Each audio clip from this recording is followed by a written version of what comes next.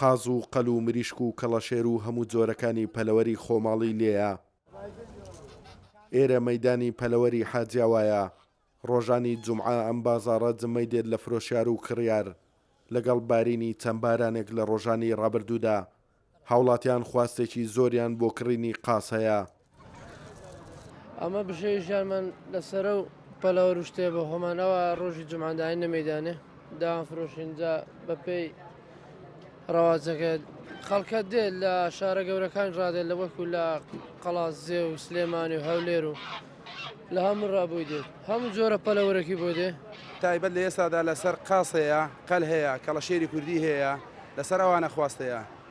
قازی گەورە ئێستاکانە چیلۆی بە 9,000 چیلۆی بە 10,000 قەلی کوردیمان هەیە چیلۆی بە 15,000 قەلی هۆڵندیشمان هەیە بە خێوکراو چیلۆی بە 12,000.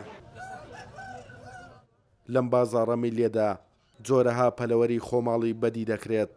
هەر کەسێک دەبینی کە هاتۆتە ئەم شوێنە لە کاتی گەڕانەوەیدا یان قازێکی کڕیوە یاخود کەڵەشێر و مریشکێکی خۆماڵی یان قەلێکی بەدەستەوەی و کڕیوێتی و دەیباتەوە بۆ ماڵەوە.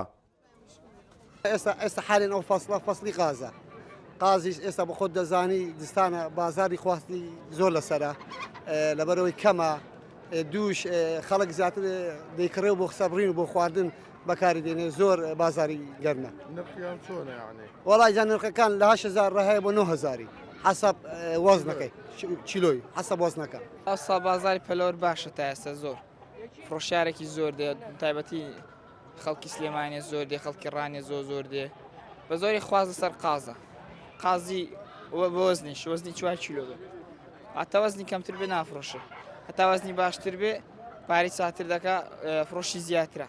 بۆچی گرانەوە ساڵقاز؟ ئەو ساڵقاز بۆی گرانە کەمە نییە خۆماڵی نییە خۆماڵی کەمە لەمە دو تۆزە گرانتریش دەبێت بەفر باران دەباری خەڵک خواستی زیاتر لەسرە قاش ئێستاکانە کەمە بڵین ناو خۆمان کەمە.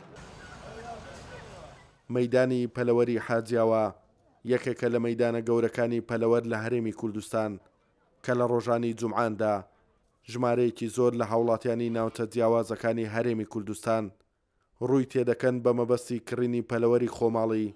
لە ئێستاشدا بەهۆی هاتنی وەرزی سەرما و بارانبارین خواستێکی زۆر لەسەر کڕینی قاسەیە. توانە عومەر کورسات نیوز قەزای حاجیاوە.